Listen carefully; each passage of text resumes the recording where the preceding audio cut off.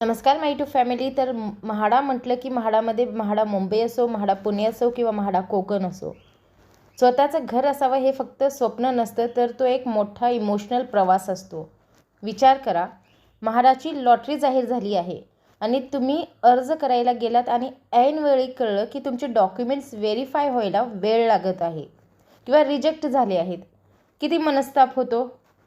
बऱ्याच वेळेला काय होतं, लॉटरीची तारीख जवळ येते आणि हजारो लोक एकाच वेळी अर्ज करायला गर्दी करतात.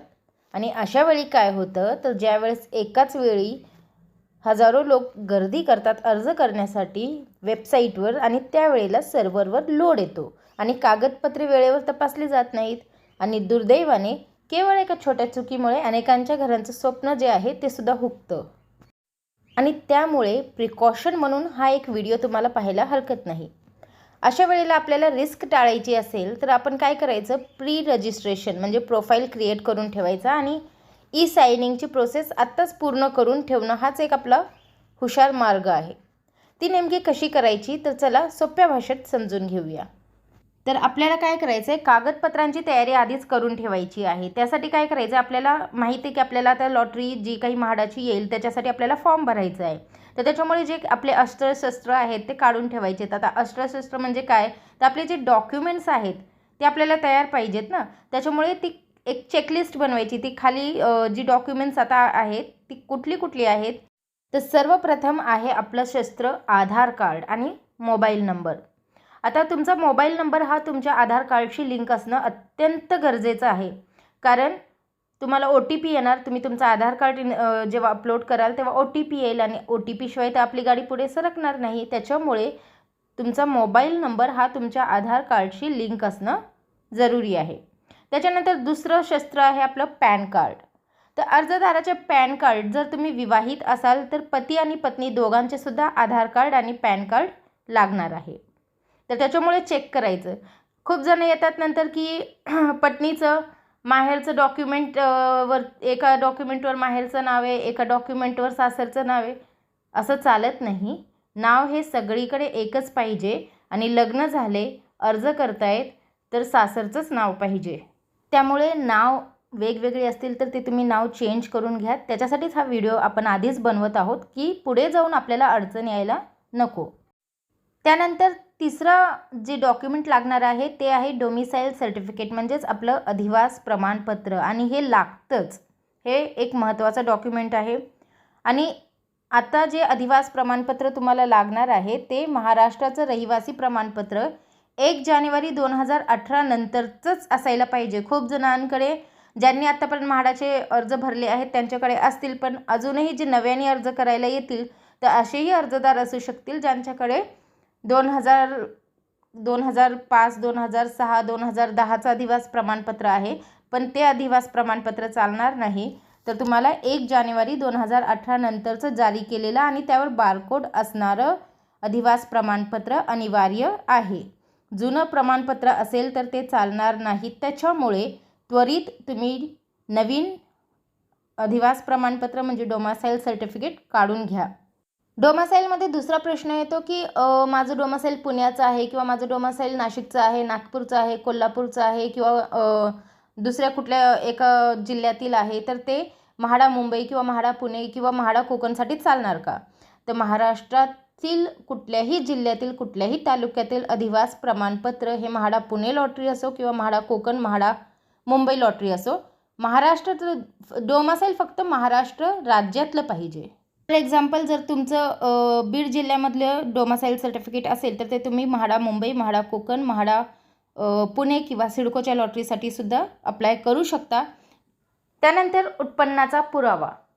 तर फक्त ITR किंवा तहसीलदाराने दिलेले इन्कम सर्टिफिकेट चालेल. ITR किंवा तहसीलदाराने म्हणजे दोन्हीसुद्धा काढत बसायचं नाही आहे. हा प्रश्न येतो की माझ्याकडे ITR आहे, आता तहसीलदाराचं इन्कम सर्टिफिकेट चालेल का?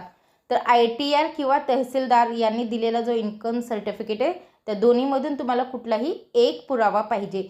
जर तुमच्याकडे फक्त ITR आहे तरी चालेल किंवा तुमच्याकडे ITR नाही आहे तर तुम्ही तहसीलदाराकडून इन्कम सर्टिफिकेट आणले तर तेही चालेल.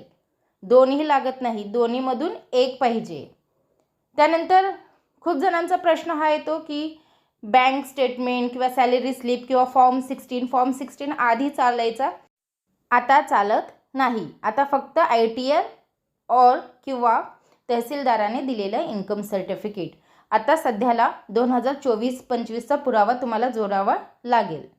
त्यानंतर कास्ट सर्टिफिकेट. जर तुम्ही आरक्षणाचा लाभ घेणार असाल तर कास्ट सर्टिफिकेट आणि व्हॅलिडिटी दोन्ही लागते. फक्त व्हॅलिडिटीसाठी काय आहे तर तुमच्याकडे सध्या व्हॅलिडिटी सर्टिफिकेट नसेल तर तुम्ही कास्ट सर्टिफिकेट तुमचं अपलोड करायचं आहे. व्हॅलिडिटीला तुम्हाला लॉटरीत विजेते झाल्यानंतर तुम्हाला व्हॅलिडिटी सर्टिफिकेट देणं अनिवार्य आहे. तसंच तुम्हाला ईमेल ID सुद्धा द्यायचा आहे. तर तुमचा जो सध्या चालू असलेला ईमेल ID द्या, बंद ईमेल ID देऊ नका. तर सर्व कागदपत्रे जी आहेत ती 50 KB ते 500 KB या साईजमध्येच असावीत आणि ती स्कॅन केलेली असावीत. मोबाईलने काढलेले फोटो टाळलेलेच बरे, कारण ती रिजेक्ट होण्याचे चान्सेस जास्त असतात. आता इथे तुम्हाला म्हाडाच्या वेबसाईटवर प्रोफाईल तयार कसं करायचं, तर कागदपत्रे आता तुमच्या हातात असतील तर तुम्ही लगेच कामाला लागू शकता. त्याच्यामुळे आधी कागदपत्रे तयार करा, कागदपत्रे चेक करा सगळे व्यवस्थित आहेत का, आणि चला प्रोफाईल तयार करायला. तर तुम्हाला म्हाडाचा जो अधिकृत वेबसाईट आहे तिथे जायचं आहे. त्याच्यावर जाऊन नंतर स्टार्ट नाववर क्लिक करायचं आहे, साईनअप करायचं आहे. दुसरी स्टेप जी आहे ती साईनअपची आहे. तुमचा पॅन नंबर टाकून अकाउंट तयार करायचं आहे. आधार लिंक असलेला मोबाईल नंबर आणि ईमेल ID तुम्हाला व्हेरीफाय करायचं आहे. त्यानंतर डिजिलॉकर. जर तुमचं डिजिलॉकरवर अकाउंट असेल तर काम आधीच सोपं होईल. म्हाडाची सिस्टम तिथूनच तुमचे व्हेरीफाईड डॉक्युमेंट्स उचलते. त्यानंतर जी माहिती येत जाते ती तुम्हाला भरत जायची आहे आणि डॉक्युमेंट्स तुमचे अपलोड करत जायचे आहे. मी शॉर्टकटमध्ये व्हिडिओ सांगत आहे त्याच्यामुळे शॉर्टकटच आहे. तर तुम्हाला तुमची वैयक्तिक माहिती भरायची आहे. तुम्ही सरकारी कर्मचारी आहात का म्हाडा कर्मचारी आहात, जे प्रश्न तुम्हाला विचारलेले आहेत असलं तर येस, नसलं तर नो असं करत पुढे जायचं आहे. सर्वात महत्त्वाची पायरी म्हणजे डोमासाईल आणि इन्कम सर्टिफिकेट अपलोड करणे. डोमासाईल अपलोड केल्यावर त्याचा नंबर क्रॉस चेक करा. इन्कम डिटेल भरताना तुमच्या ITR किंवा सर्टिफिकेटवर जी रक्कम आहे तीच टाका. यात तफावत जर आढळलं तर अर्ज जो आहे तो तुमचा रिजेक्ट होऊ शकतो. आता सायनिंग म्हणजे हा आपला शेवटचा टप्पा आहे. सर्व माहिती भरून आणि डॉक्युमेंट्स अपलोड केल्यावर लगेच अर्ज करता येत नाही.